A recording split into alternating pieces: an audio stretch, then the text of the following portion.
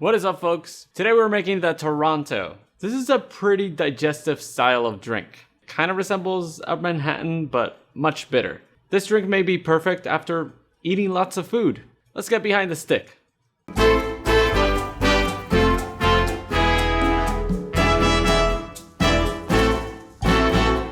The first reference for this drink was found in 1922 in a book called Cocktails: How to Mix Them by Robert Vermeire.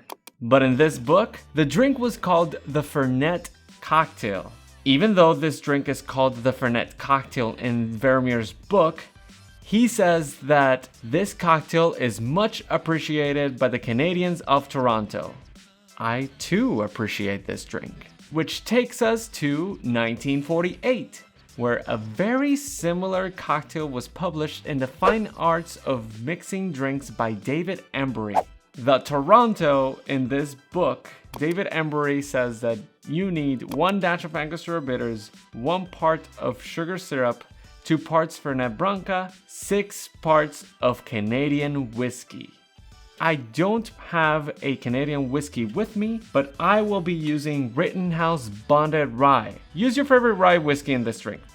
I'm sure it'll be delicious. But of course, the star of the show is Fernet Branca. There are many different styles of Fernet. I usually just stick to Fernet Branca. I also have my Angostura bitters here and my sugar syrup. This right here is just 1-to-1 simple syrup. All right, let's just build a drink, shall we? I'm gonna build this drink in a mixing glass, but also feel free to build this straight in a rocks glass. First off, add 1 dash of Angostura bitters. After that, I'm gonna add half an ounce of simple syrup.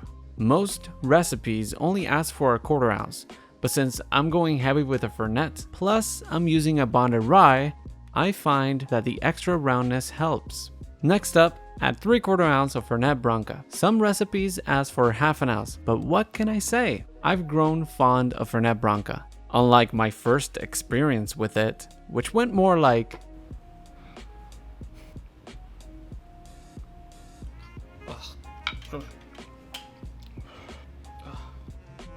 Now for the whiskey, pour 2 ounces of rye. Honestly, use any rye. Canadian rye would make sense, but as of right now, I only have Rittenhouse rye.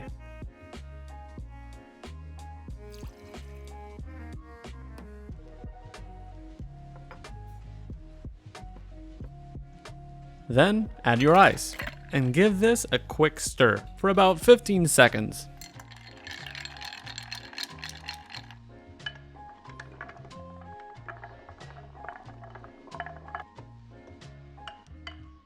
Once done stirring, strain your cocktail into a rocks glass filled with ice. If you have a large cube, that would be ideal, but it's not necessary.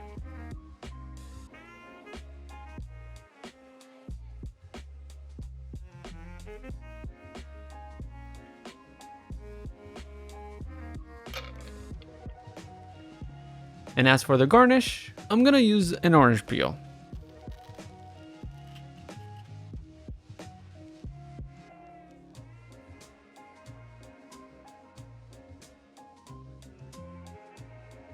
After squeezing the orange oil, I'm gonna trim the edges and simply place the garnish in your cocktail.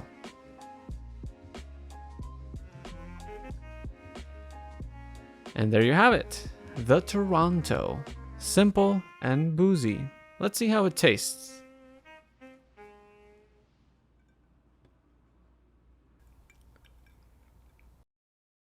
Okay.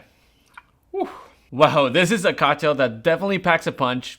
It's boozy, but I think this is also perfect for after dinner. Working at the restaurant, actually, I get a lot of people that ask me for drinks that are perfect after eating so much food. I think this is one of those cocktails that I would suggest. You try it yourself, let me know in the comments.